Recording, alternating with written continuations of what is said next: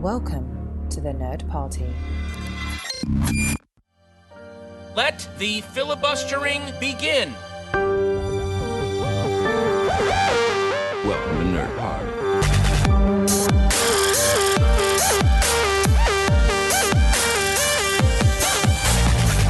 Hello, everybody, and welcome to Filibuster. That's right. That's me, Tristan Riddell. You're hearing my voice on Filibuster. It has been a long time. I feel like I just curled up with a warm blanket, and I feel like I'm back home. This is where it started. This is the original show of the Nerd Party, and it's so nice to be back, and with some of my favorite podcasters of all time, and one of whom I am podcasting with for the very first time, and he is who I'd like to introduce first. That's right, Shawn Eastridge, the man himself of Missing Frames. Shawn, how are you doing tonight? I'm great. I'm so excited to be on this episode with you. This is just a beautiful moment. I'm holding back tears, and you can tell there's thick emotion in my voice. Thick emotion, but I'm really excited. Thick. It's like a fog permeating throughout the room. It's thick. It's wonderful. No, The Fog is a different Stephen King book. And that's right, folks, that you might recognize that voice from two shows on the network, Aggressive Negotiations, as well as Great Shot Kid, and that is the incomparable John Mills. John, it's good to see you again. Thank you. It's a pleasure. Have I been on Filibuster before? Maybe? Yeah, the last one we did, I think, together was a Joker podcast. Oh, that's right. Yeah, that was a good one. This one promises to be interesting as well. It is, because what we're going to talk about today is, in this podcaster's opinion, including AFI's, one of the greatest horror films of all time. I like that little plug in there. Just rub it in a little bit. Just to anyone who disagrees, everyone loves this movie, so shut up. He's backed up by science. Yes, true. those lists are scientifically backed, aren't they? They are. Like they've created formulas to decide what are the best movies ever. There are formulas and algorithms and things I don't even understand, just like how my microwave works. Who knows? It's magic, okay? No one knows. But we're talking about The Shining, Stanley Kubrick's 1980, arguably masterpiece, The Shining. And this is not a missing frame. This is, even though you're hearing Shawn's sultry voice, this is a filibuster because we've all seen it and we all have differing opinions on it. It's I was just gonna say it's Halloween. Halloween. We're coming up on Halloween, so why not just get this out of the way? This is a debate that's been needing to happen because Tristan, you love this movie. You just declared it's arguably Kubrick's masterpiece. I love this movie. I really do.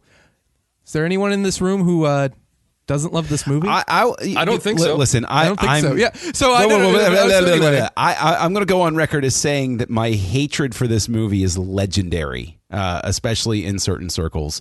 It has been well documented, my disdain for this film for decades at this point. Oh, John, do you want to explain a little bit, elaborate for the audience? So you heard that right. I know people are like, rubbing their eyes like, oh, what? And I don't know why they'd be rubbing their eyes. They're not watching this. They're listening to it. But they are probably shocked to hear this. Can you give a little bit of an explanation? Just a baseline before we really dive into this. Mm-hmm. Explain. Yeah, gladly. What I can tell you is that The Shining, I saw it probably in the distant past when I was younger on television, and it just couldn't make heads or tails of it. I was so young that it was just like, what? And then what happened was, let's flash forward to my gosh. I mean, this is, if I'm to guess, and I wish I'd looked up the year when Twister came out. Same director of photography did Twister, and same quality of film. Possibly, but I mean, it's what's his name? Who directed that? Jan de Bont. Yeah, it's his masterpiece. I mean, no one questions that. Well, actually, that might be a fair comment of the films that he's directed. But why didn't we watch Twister for this? We should be talking about that. Well, movie. The point is, I feel like we're getting off topic. The point here. is that Jan de Bont had Twister playing on the drive-in movie theater screen in the movie, and some friends of mine were there, and I said, I don't really remember seeing The Shining, and so my pal Joey, who figures in a lot of stories in my youth, said, "Oh yeah, we should rent it and watch it." And so we rented it and we watched it. And I'd say about 2/3 of the way through it, I got up and said, "Can I take a smoke break? When the hell is this thing over?" And they said, "Oh, I don't know. It's got like 45 minutes left." And I said, "What the hell is going on?" I'm like, "Pause it. I'm going outside for a smoke." And oh my God. yeah. So that was watching it with Joey all those years ago. It hurts me to hear you say these things. Tristan, how does that make you feel? Knowing that he, whenever he doesn't like a film, he goes out and takes a smoke, explains why he has this amazing voice that he does now. Sardonic tones. You just curl up with a glass of warm milk. The age from 18 to 29 was, it was flavor country in those years. Makes me wonder how many movies Pacino hated. So was that the last time, or I mean, we watched it for the show. Was that the last time you'd seen it before you watched it for this episode? Yes, indeed. How long ago was that? What? How many years? I said it was in my 20s, and I'm in my 40s now. So this is like... So hold on. Let me. I don't know. When did Twister come out? Wait. When did Twister come out? I think Let me take my shoes off. We've established none of us are good at math. So Yeah. let's just say it's been a little. No, bit. I'm looking It's it been a up little now bit. because now I'm going to be all ashamed because I really didn't Twister come out in... I want to say it came out in 95. Didn't it come out in 95? It's 96. Close enough, yes. Featured a terrific song from Van Halen, Humans Being, actually. It's a great soundtrack. Yeah. So, John, that is quite surprising that the last time you saw it was decades ago, and then you saw it last night from this recording. Were you ever going to watch it if we hadn't done this? Would you ever have watched it again? Wow. Okay, so how I imagine we're going to tackle this episode is that we're going to talk about the film, what it means to us, and then John is because really, John, all that you've really talked about is that you just said that you don't like it, you got a little bored. Like there's so I'd really love to dive deep into your psyche and give you some free therapy as to why this movie missed the mark with you. And so, Shawn, when was the first time you saw it? I saw it in college. It's funny. I had good access to a lot of movies. My school's library was pretty extensive, but they didn't have The Shining, or either that or it was checked out. I just remember the first time I watched it, I found like a streaming copy online. I just went to this website and watched it. So it was just horrible. It was in full screen and it looked like crap, but I was like, I'm just going to watch this movie. I've been wanting to see it. And I really loved it. I thought it was fantastic. I was just really starting to explore film in a creative way. I went to film school, so I was trying to like understand and appreciate techniques. And Kubrick was somebody I'd never really seen his stuff before, so I was delving into all his stuff. I think I'd just seen 2001, and horror movies weren't really a genre I enjoyed, so it was kind of I was sort of trepidatious about it. Like I was like, oh no, I'm scared. I don't know if I want to watch it, but I watched it and I loved it. I just thought it was fantastic. It blew me away. Now let me throw that out there for you. Is that especially at the time that we're talking about back in '96 when I watched it, I was hardcore slasher movie fan. Like I love horror movies as a rule, and I've been something of an aficionado of the trashy slasher genre. And I have since changed because last year I went back and I rewatched all of the Halloween movies, and I realized that they pretty much all suck except for the first two, and the second one except for number 3. The second one has some serious issues to begin with. And I mean the Friday the 13th movies are beneath contempt, really. I mean they're the poor man's Halloween on a good day. So, back then when I'm watching it, you're saying horror wasn't really your thing. Horror was my thing. And I had a very specific taste in horror where, yes, there was suspense, but there was some payoff with it. So you can imagine that for somebody who wants to watch a horror movie, is when's the guy gonna, okay, he's got everybody got away. What the hell? Like that sort of thing. John, I get that. Yeah, I get that. I don't know. I was very tuned in to Kubrick, I think. Like I remember my friends were telling me, don't ever watch 2001 A Space Odyssey. It's so boring. One of my friends even mentioned like he had a bottle of Coca-Cola that he was drinking, and he remembered thinking while watching 2001, he's like, if I drink this bottle, the movie will go by faster. Like when I get to the end of this bottle, that means time will have passed in the movie and my life I'll be that much closer to finishing it. That's how much he hated it. So I was kind of bracing myself to really not like it. And I love 2001. And I think watching The Shining kind of shaped my view of horror movies, and horror movies I tend to like them. It took me a little bit to appreciate slashers, but I was very into like slow, creepy. It was more about like the feel of the movie more so than how violent is it and how many people are getting murdered and that kind of thing. So it kind of shaped my view and opened the door for me to appreciate horror. Now I love it. I'm a professed what is the line in the movie? I'm a professed horror movie fanatic. That's my terrible Jack Nicholson impression. But Tristan, we're sort of dancing around here. Shawn and I have given some stories here. Like, what's your history with The Shining? It's pretty much what Shawn was talking about. I saw it in college. Like I didn't. Like Shawn, I mean, I am not a horror fan. I don't like horror. I don't like slasher films. I don't like grotesque movies. Like I'm not saying that John, I'm not saying that you like this stuff, but I hate, like, the antithesis of my taste is the Saw movies. You know? Yeah, no, I like the beyond Saw 2. They're garbage. Yeah, the Saw and Saw 2 had the advantage of being unique and different, and then they themselves became derivative, and then everything that spun off of that, the torture porn genre, is beneath contempt as well. Yes. Yeah. See all of that, even the stuff you like. I don't like that. That's not for me. So, like, when I popped in The Shining, I knew it wasn't going to be straight up horror. I thought it was going to be more thriller, and that's my wheelhouse. Like that's where I like to live. And so my expectations were quite on par with what we actually got. And how I was in college too, and I just bought a Blu-ray / HD DVD drive for my computer. And it was like, this was before anybody really had them. And I can't remember where. I think I went to a Blockbuster, and they had like a handful of HD DVDs that I think they were dipping their toes in the water of like Blu-ray and HD DVD, so they had some HD DVDs left over. And I bought it for like $2, and I bought The Shining, and I'd never seen it before. And like Shawn, I was going to film school, and I was like, well, I mean, I gotta see all of Kubrick's films if I'm gonna call myself a film student.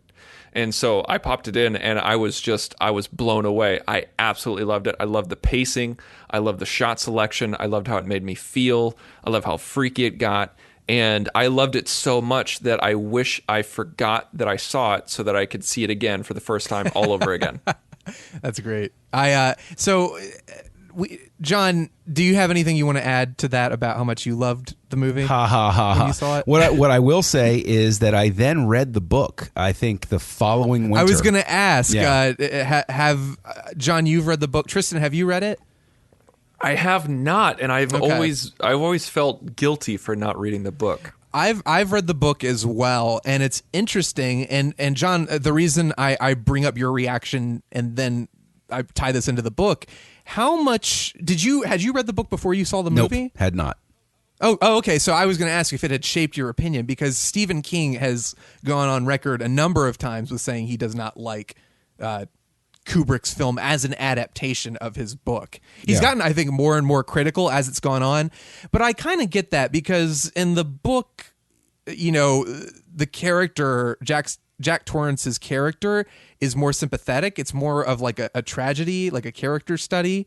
And it's like, oh, this poor man, this tragic figure who wanted to be a good father and a good husband, but, you know, gave in to his demons, quote unquote, alcohol and blah, blah, blah. And, he's sympathetic in the book. And it's very much like all the characters are very well drawn. It's a very well developed plot and character study, whereas the movie is definitely not a character study by any means. Everyone is very one note. Everyone projects themselves as what they are. Jack Nicholson, I know a few people complained about this. Jack Nicholson, from the start, you're like, oh, he's going to kill somebody.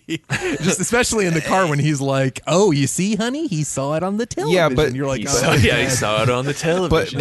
Yeah, Stephen King was like you, John. He wanted a more traditional horror movie. Like that's what he wanted, and that's what he thought he was going to get from Kubrick. And I think like that was it. I think that was a big criticism. As a fun fact, John, I know that you like the miniseries more that came out in the 90s. Is that correct? I always That can't be I true. always qualify that as saying I enjoyed the hell out of the miniseries until the topiary bushes started moving. And then I was okay with it because that was very early days of computer graphics, and it was kind of like, that's not great, guys. Oh, man. Now, fun fact about that, about the miniseries, is that Stephen King was all about the miniseries and wanted to get it made, but even though he wrote the novel, he had to get permission from Kubrick because Kubrick had the adaptation rights that he bought in 1980. And so, like, he went to Kubrick and said, yeah, I want to make the miniseries because you suck. And Kubrick made him legally swear, to stop trashing the film publicly. Yeah. If he wanted to make the miniseries. Yeah. That's How great is that? amazing. I love that so much. I was going to say, I hope that conversation happened like after King had been skewering it. Just like, oh, awkward family dinner. But see, This is great. I had heard that he was he had been prohibited in some way, but I didn't know that was specifically the reasoning for it. So that makes complete sense. And honestly, I have to give no small amount of respect to Kubrick for hanging it over his head and being like, "You want it that bad? Shut your mouth." Well, okay, I can respect this. Yeah, that works. Yeah. But I kind of understand, trying to play devil's advocate a little bit. I kind of understand it. If I was a fan of the book and I went into the movie expecting like a faithful adaptation, I would kind of miss that. And Stephen King, a lot of his books are like, oh, the main character is a writer. The main character struggles with alcoholism. It's not a very veiled metaphor. It's basically him. And you get the sense with The Shining that he was trying to exercise some very personal demons. So for him to go see this movie and see like none of that in the movie and just have like Jack Nicholson hamming it up and being crazy and Shelley Duvall, she's just kind of shrill and stupid the whole movie. Like if I was a fan of the book and I'd read the book first, I could see somebody going in to the movie and not necessarily meshing with it. So John, I was trying to provide you with an out and you didn't. Well, no, because I read the the book second. But the thing is, it's not a hard and fast rule that deviating from the source material is a bad thing. Blade Runner massively deviates from Do Androids Dream of Electric Sheep, like on like a fundamental level. And no androids dream of electric sheep in that movie. No. Not a one. It's unicorns. Unicorns, yeah. No, but the thing, The Godfather makes some rather important decisions with excising stuff from the source material that makes the story flow better. There are definitely cases for adaptation and stuff like that. So it's not a hard and fast rule. But I remember watching The Shining, and then a year later at wintertime reading The Shining, and I haven't gone back and reread it. I want to at some point, because I know that one of the things that sealed my love of the book was the oncoming snow builds in the book. And it's a portent of doom. You know that it's coming, and you when the snow starts falling the first time, you're like, oh, this is a bad sign, man. This isn't really good. And I got up, to close the blinds or whatever, and I looked outside, and it had just started snowing. And I remember sleeping with my light on that night because I was like, I'm a little afraid now.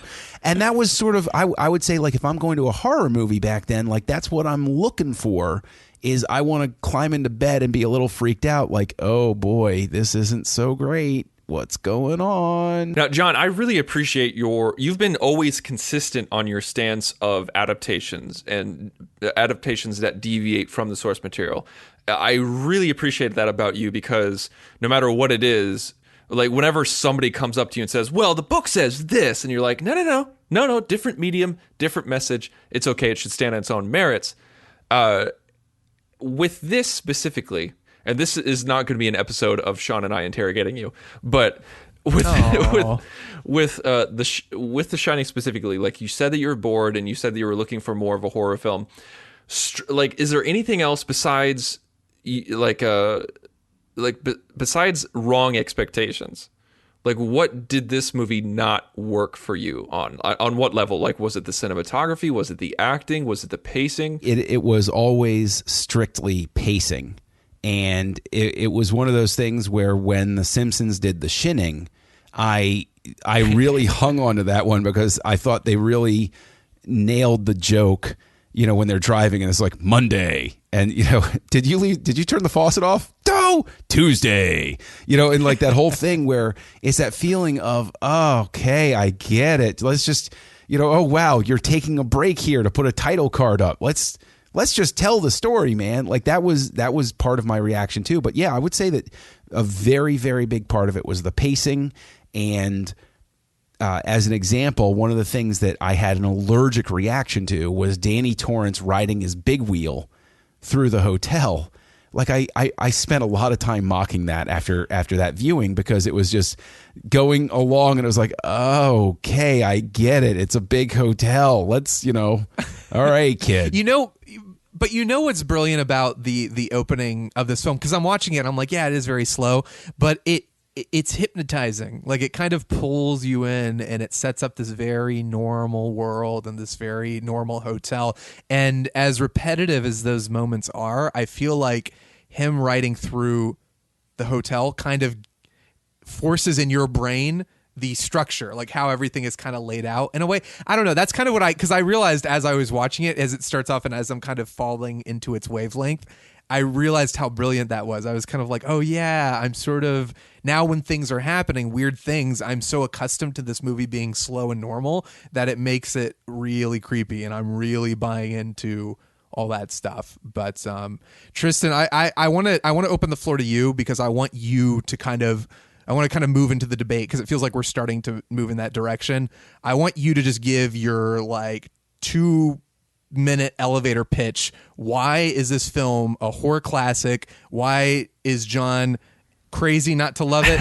and why do you love this movie? Like, what do you think it is about it in summary that makes it so great? Just before I get into that pitch, I do want to comment on Danny going around on the big wheel because I feel like when I saw him go around, it was like you said, like it shows the structure, even though the structure doesn't really make sense because of how they built the set.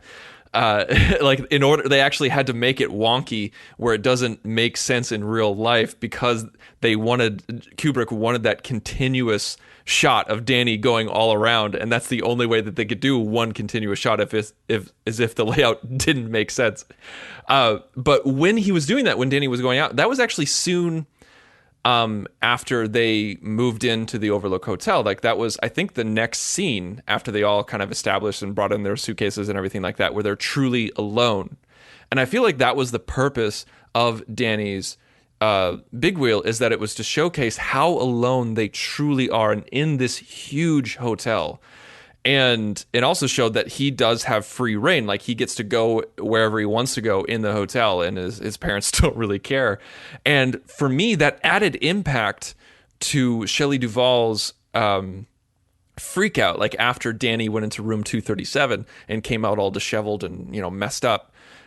First she thinks it's Jack, but then she starts to think, oh, it's somebody else. And my wife, the girl, she said that when the first time that she saw it, that was the truly terrifying aspect of The Shining, was when Shelley Duvall freaked out and said there's somebody else in the hotel. That's what's terrifying, is where there's only 3 of them. They're in this gigantic hotel. There is truly no way that they could really make sure that they're really alone. Like if somebody else was there, they could easily hide from them. And that was spooky to her. And when I see Danny moving around, that amplified that for me. And so with that in mind, my pitch, like I just described, one of the big reasons why I like it is because it gives you this isolated feeling.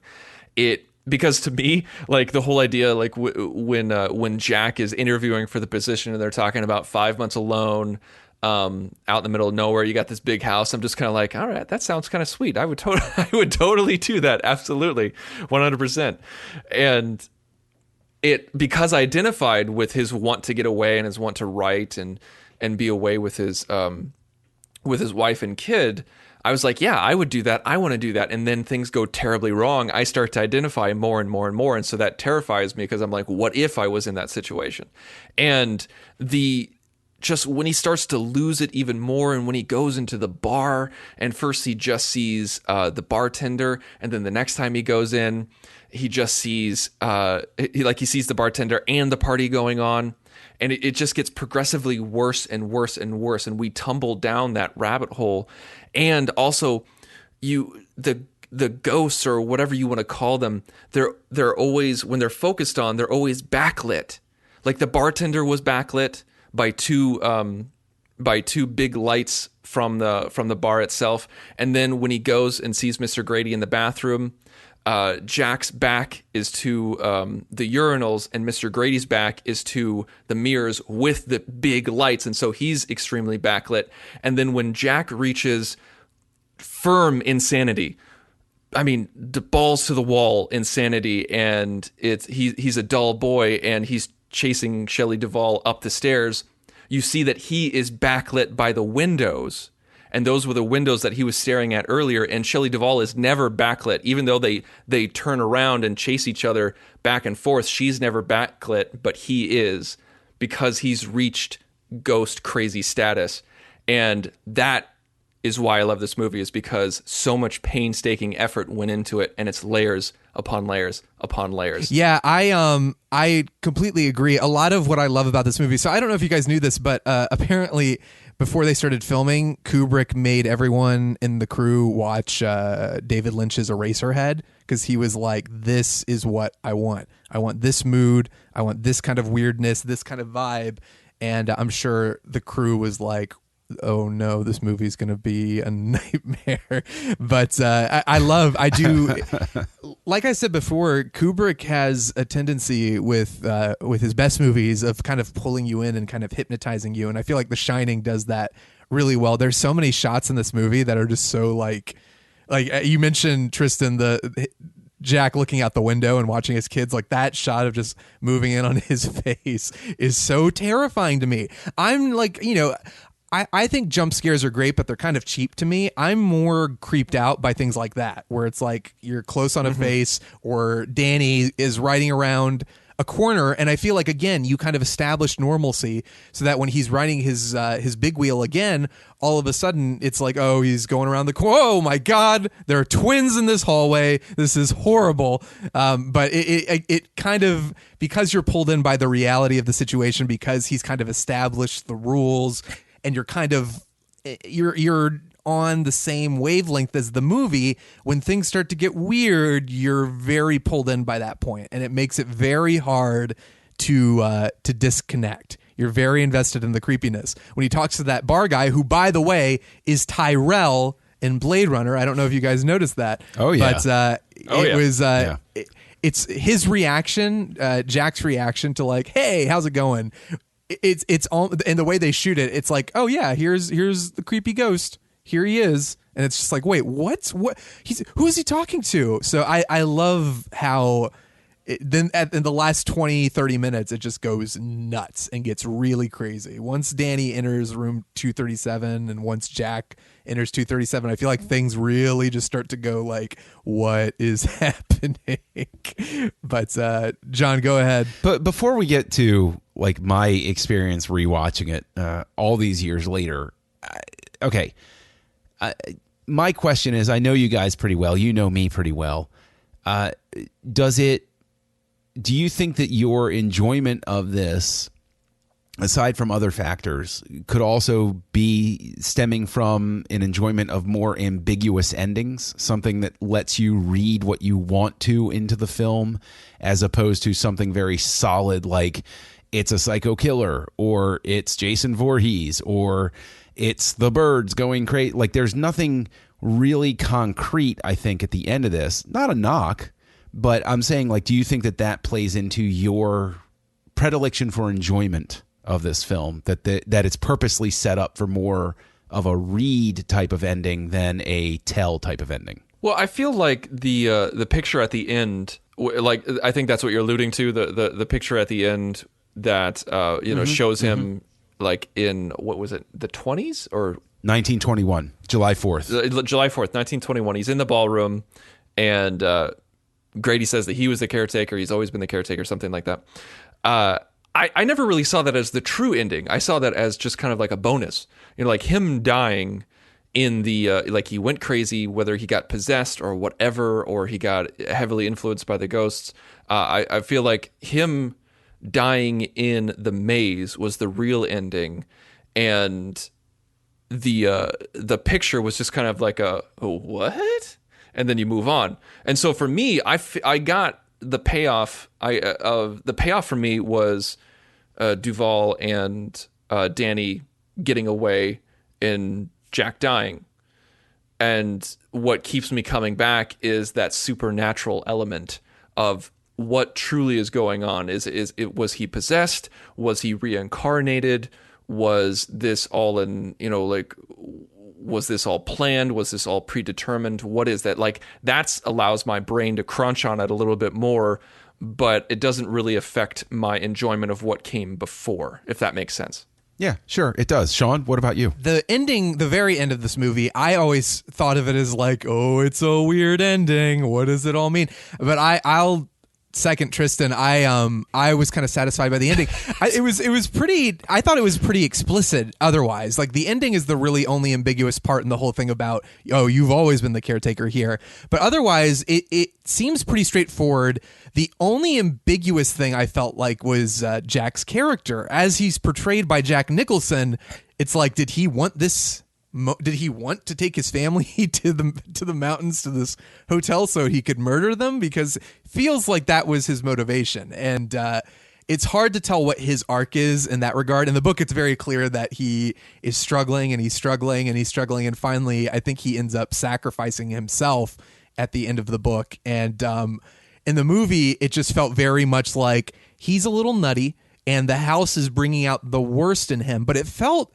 I think some people could look at it as like, oh, is it all in his mind? Is he just a crazy killer? But you also have to deal with Shelley Duvall, her seeing the spirits and Danny being in touch with something in the house and things like that. So it's like, you can't argue that it's just he's crazy because other characters are experiencing the supernatural bits. So I always felt that was very explicit, and then the ending was just a little like kooky, like, what does it all mean? This is so weird. And I never really looked into it too much. I just thought it was like a nice little creepy Easter egg. I like not needing I don't need to know everything. I like kind of when it's weird, and I try not to look too much into those things because I feel like that kind of ruins the experience a little bit. Yeah, the top can spin, that's fine. Yeah, exactly. I don't need to know the ending. Yeah, right. Well, I don't need to know if it falls or it stays. As we're talking about it, in the back of my mind, I'm thinking to myself, if this were made today, would this be the stinger? Would it end with Jack frozen in the maze and then the credits roll, and at the end of 30 minutes of credits you see the camera track in and it's just like 1921. Oh, but did you see at the end of the credits? Is that the official ending? That sort of thing. Jack Torrance will return. Well, I think that's an extreme possibility. I think. Yeah, I honestly think that is a solid question, and that is I'd say it's 50-50, honestly.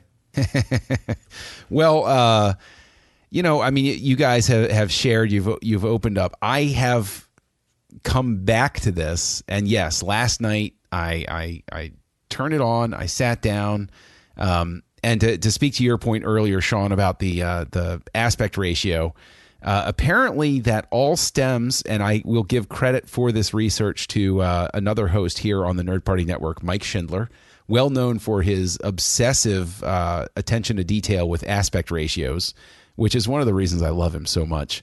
And apparently you saw it full frame because Kubrick so despised the black bars on a television screen that he told them to open the mat, and was of such stature in a different era that he told the studio how to release it on home video, not vice versa. So how things have changed over time, right? And apparently died before HD TV became a thing. And so the person who was in charge of the creative wishes, his personal assistant, I'll butcher the last name, Leon Vitali, basically and this is quoting from Mike, regardless, because of this guy, all of Kubrick's movies are released on DVD in 133. Then a few years later, after many complaints, they're re-released in 185. So basically, the reason they're re-released in 185 is because it's now believed that regardless of any other statements that Vitali made, if Kubrick were alive when widescreen televisions are released, then Kubrick would say, oh, damn, I can release this. Okay, yeah. No. Show it in the aspect ratio I want. So that is just for anybody who saw older video versions and you're like, you can see the helicopter shadow. It's because Kubrick had so much weight in Hollywood in the figurative sense that he could sit down and say, no, open the mat because it looks terrible on a television to have letterboxing. So there you go. I actually, I love Schindler for this too. I love how the vast technical knowledge that he has, and I identify with that because I'm a big aspect ratio nerd as well. And Kubrick actually kind of was an influence for me loving aspect ratios because with The Shining, like, you know, with 35 millimeter at the time, it was an aspect ratio of 1.37, which isn't quite 1.33. And so, like, even then, it was converted for 4:3. But the thing is, even though he opened it up to the whole gate of 35 millimeter at 1.37, he composed it at 1.66 so that if there was going to be widescreen at 1.85, it'd be cool. And if they showed it at 4:3, it'd be cool too. So he basically split the difference. He composed it for almost halfway in between widescreen and full screen. And he did the same thing for Eyes Wide Shut. Now, I will say that, whatever issues I might have with a Kubrick movie, I have to just sort of sit back in awe at the sheer technical brilliance that it must take to work with your director of photography to compose shots so that no matter what they do to it, it works. Imagine being the boom operator. Yeah, right? Yeah. Oh, after take like 7,000 or however many takes. Yeah, well, yeah, I mean, for each shot. Yeah, Oh. Kubrick was not well loved by his cast or crew, as I understand it. No, especially not Shelley Duvall, who he apparently was very mean to. And I think he and Jack Nicholson were mean to her to kind of give her this feel of isolation and fear and just being constantly on edge. There's documentary. I don't know if you guys have the Blu-ray, but there's documentary footage. His Stanley Kubrick's daughter was on set and would record. I think the documentary was made up of that footage, and there's an actual exchange between Kubrick and Shelley Duvall where she's like, you don't have to be mean to me, and he's like, yes, I do. She's like, you can be nice, and he's like, no, I can't. Go. You know what? Go get in the shot. Go. We're ready to go. Go get it. It's like you can just see him being absolutely terrible to her. So outside of just being an technical obsessee, he abused poor Shelley Duvall, and I don't know if she's ever recovered, frankly. As somebody who did in fact have, dreams of being an actor and went to school for it and everything like that, this is just an extension of a sickness that comes from method acting, where I always go back, we were being mean to her so that she could be off kilter in the shots and it got the best performance from her and everything. And I used to always marvel because method acting wasn't supposed to be that. It was supposed to be drawing on your memories and your sense impressions and building on that. It wasn't supposed to be staying up for 24 hours or starving yourself or dehydrating your body or anything like that. That's insanity. And I always go back.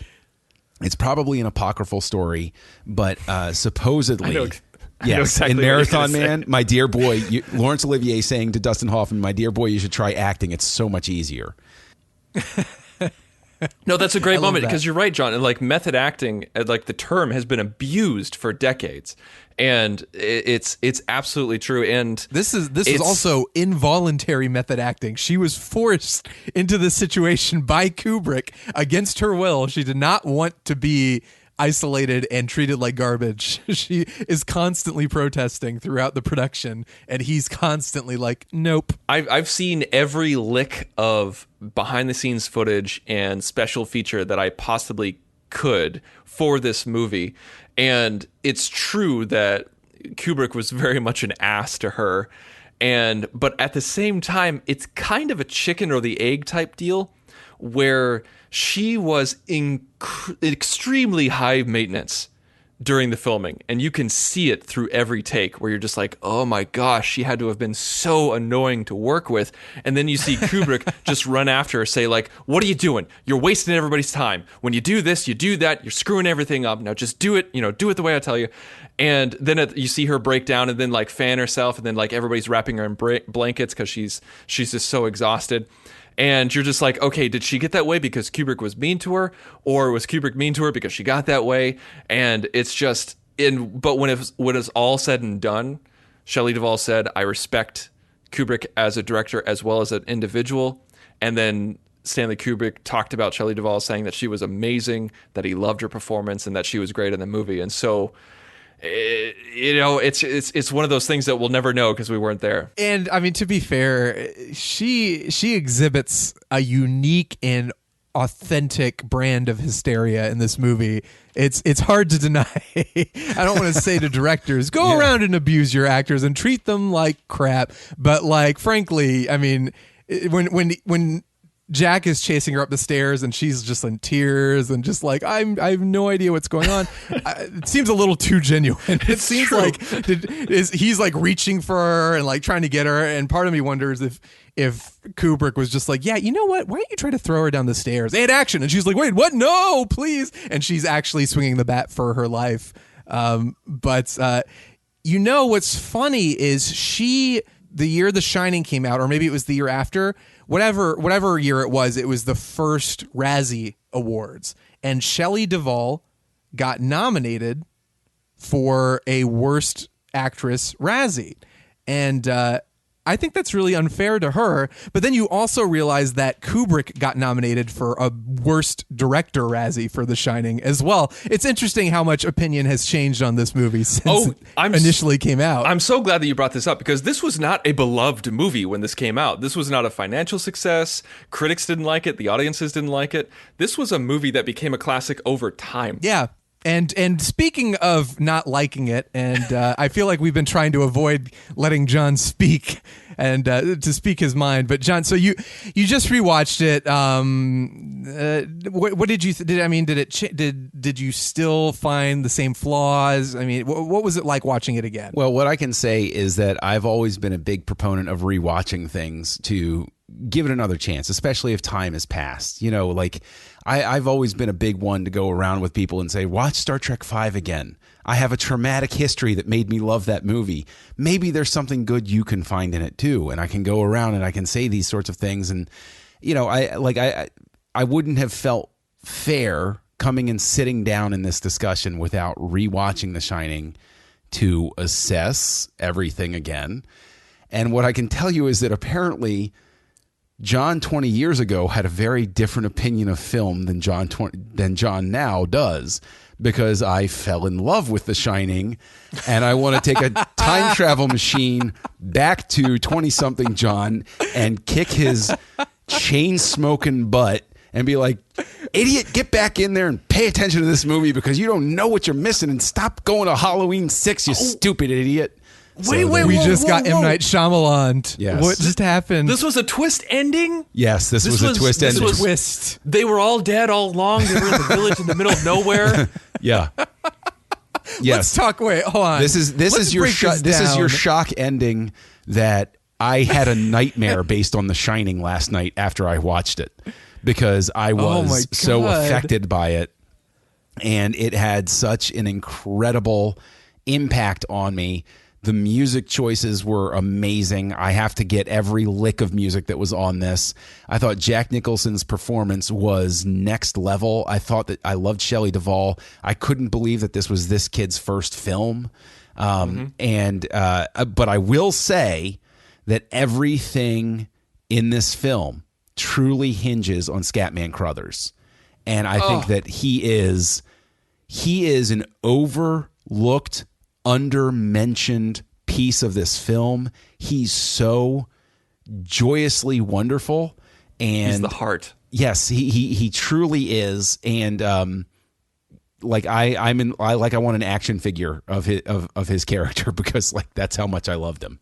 So there you go. In the documentary on some of the special features, they the first thing that they show of him, like somebody asked him, was like, hey, you know, like, what was it like being on set? You know, like, it just really standard question. Scatman's staring straight at the interviewer, just very intensely. And then all of a sudden, his voice starts to break up just a little bit.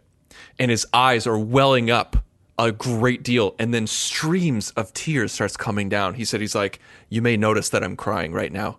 That's because I had an amazing time on this set. And these are beautiful people. These are beautiful people, and I'm going to miss them terribly. And I was just like, holy crap, he's amazing in real life too? Oh. I was going to say, you know what's great, though, about his character is that in the book, he helps the two of them escape. He doesn't get killed, so him getting killed in the movie was Kubrick's way of saying, you read the book, you still have no idea what's going to happen. I just think that's so funny.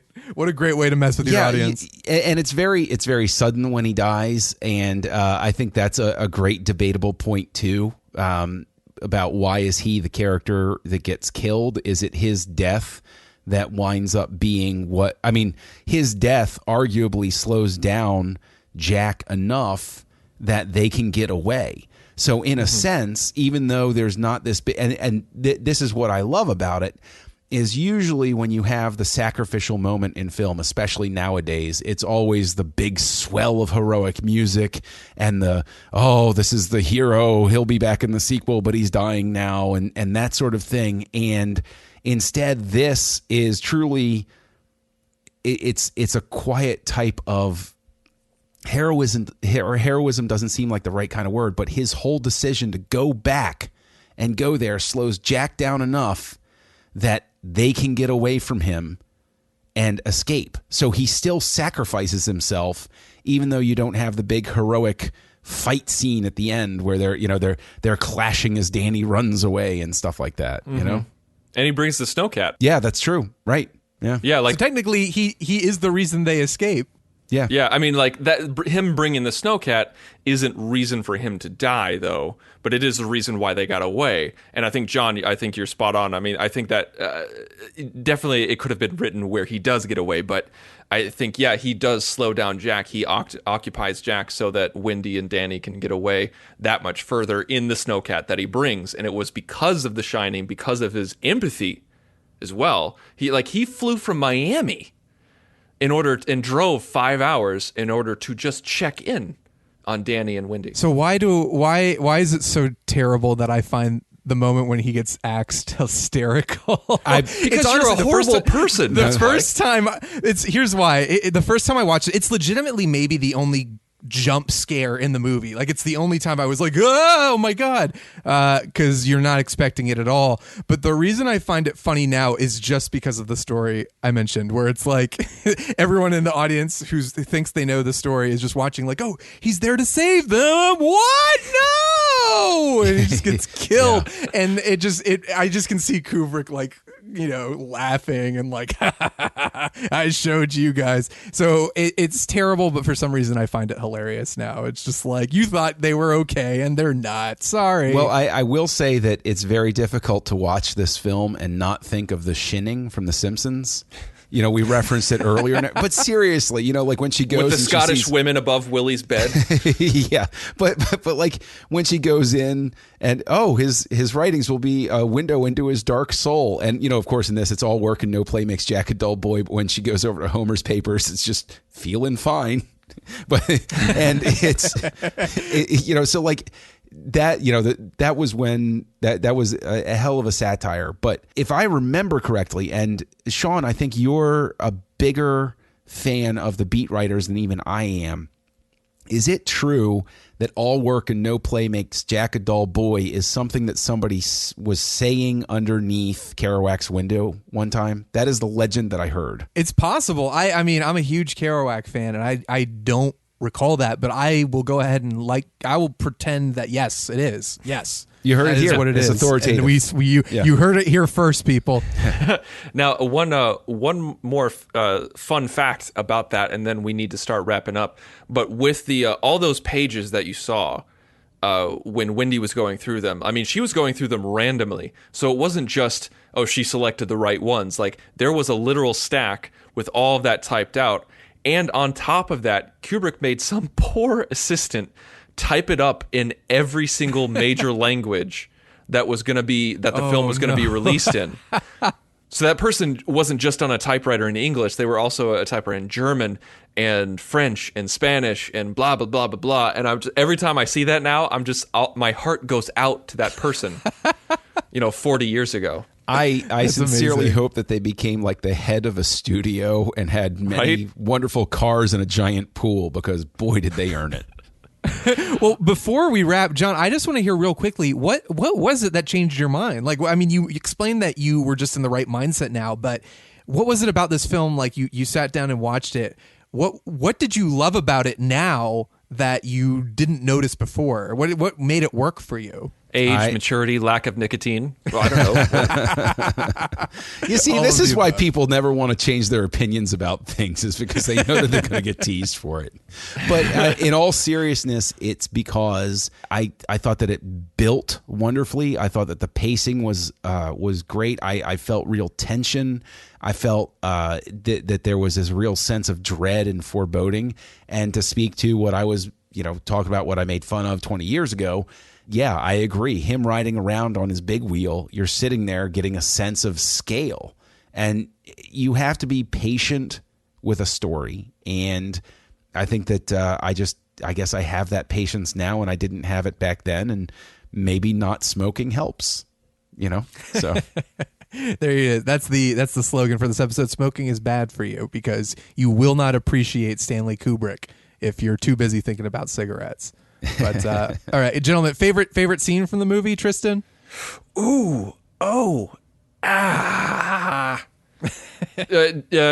Sean, you go first. I got to think. So my favorite scene, I guess room 237, when Jack goes in and sees the woman and then turns out to be terrifying old lady. It's almost like the film in a nutshell. It's like, oh, this kind of beautiful film, and what is this? What's happening? I guess this is normal. No, it's terrifying. Sorry, run away. I love that scene. There's so much to love about it. I love when Danny first sees the little girls, and I don't want to take anyone else's favorite scene, but 237 stands out to me as one of my highlights of the movie. I'd have to go with the first bar scene when Jack talks to the bartender. The bartender's very cool, calm, and collected, and Jack is a little bit more off kilter than he is with Wendy and Danny, where you're like, oh, like he's kind of throwing himself into this fantasy, or like is the real him coming out, but only when he talks to these ghosts or these spirits or whatever you want to call them. And I always kind of had a back and forth with that, where I asked myself, even though that's my favorite scene, could it be even better if the bartender was never there? Like the audience never saw the bartender, and he was just speaking to a blank room, an empty room. I like that. John, what about you? What?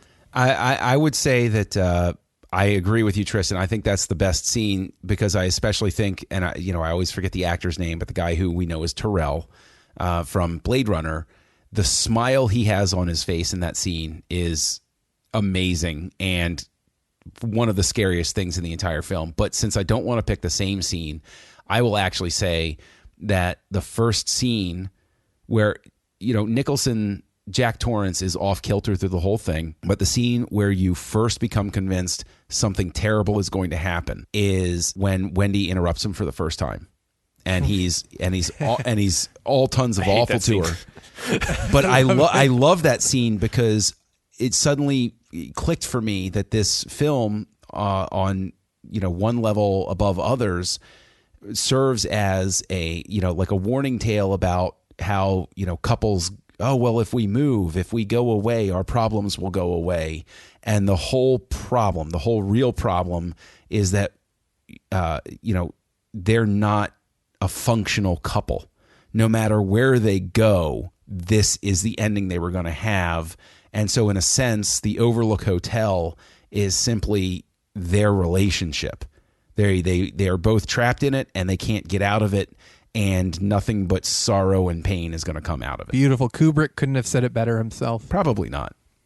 All right, well, where can we find each other? Like, Shawn, where can we find you online and on the network? You can find me in room 237. I'll be in the bathtub. I'm at Yay Shawn Doorman on Twitter. You can find me there. Chat with me about The Shining. I'll chat with me about any horror movies. I'm actually a huge horror fan now, so let's do that. And then I am also on Missing Frames, which is a podcast where we watch movies we should have seen by this point in our lives, but we haven't for whatever reason. So that's a lot of fun. Tristan, where can people find you? Well, you can find me on Twitter at The Insane Robin. You can also find me on two other shows at thenerdparty.com. We have a writing and Star Trek show called Punch It, which I host with Charlene Schmidt, as well as Nerd Nuptial, which is a show that I host with my wife where we look at married life through a geek lens. John, how about you? Well, where can't you find me? I'm Kessel Junkie Online, and you can also find me here on the network on Aggressive Negotiations, a Star Wars podcast with Matthew Rushing. You can find me also on Great Shot Kid with Mike Schindler, where we look at the technical side of Star Wars as opposed to the thematic side. You can find me over on Trek FM co-hosting Stage 9 with Mike Schindler, and then floating out in the ether, making inappropriate jokes and giving everybody a good chuckle. I'm co-hosting Words with Nerds with my pal Craig. All right, well, I want to thank both of you guys for coming on to Filibuster and giving me a great excuse to return and talk about this fantastic movie. And John, you really did give us the M. Night Shyamalan ending, and I really do appreciate it, and it's really just great that we're all here together again. Tristan, what are you talking about? We've always been here.